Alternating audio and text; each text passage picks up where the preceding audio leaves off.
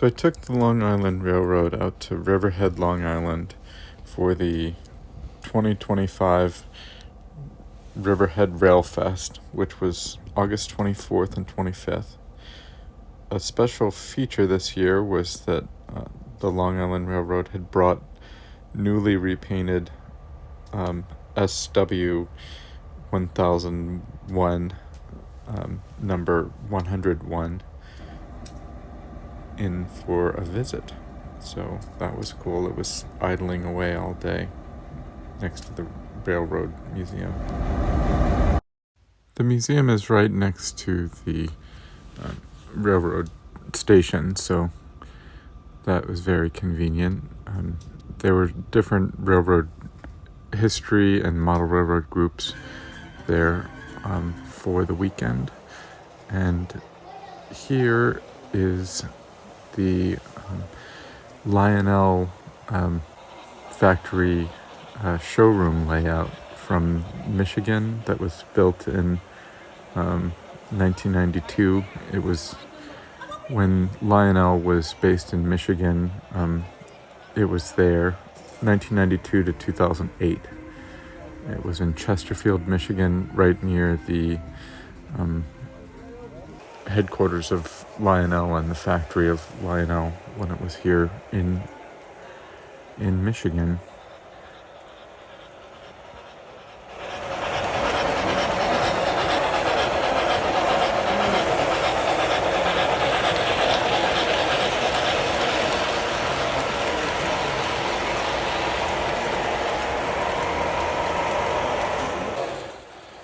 After Lionel was sold again, I left Michigan, and but before that happened, in 2009, this railroad museum actually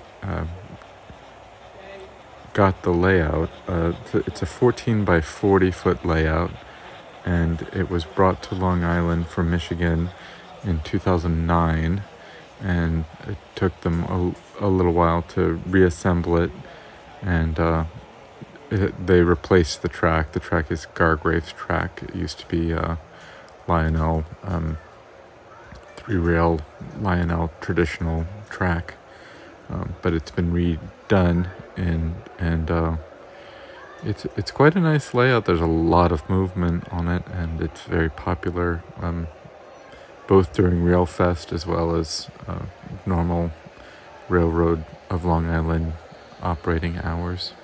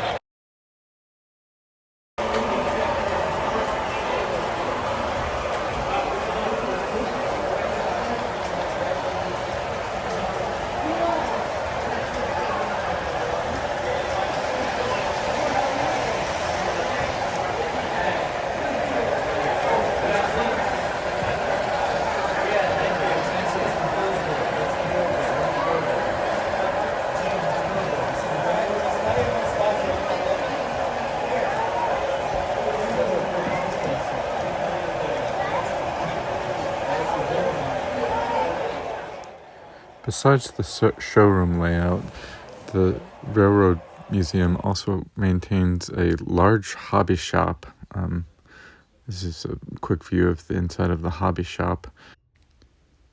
Here's a big feature of the Long Island Railroad Museum is Brooklyn Eastern District Terminal number 16. Is a Porter 060T tank engine. This engine was actually abandoned in Williamsburg, Brooklyn, up until the early 2000s. It's kind of an interesting feature that it was there for so long. Here's caboose number C68, Long Island Railroad Bay Window Caboose. it's been fully restored inside, and it needs a new paint job outside. It's been a bit sun faded, but you can see the conductor's office desk and all of the features that were familiar to the inside of cabooses up until they stopped being used in the 80s. And they also had a cab of a GP38.